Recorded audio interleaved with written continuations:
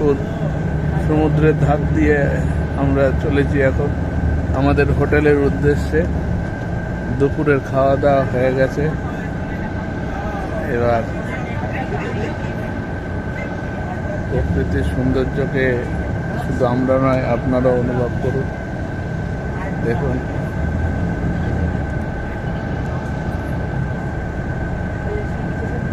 কত সুন্দর।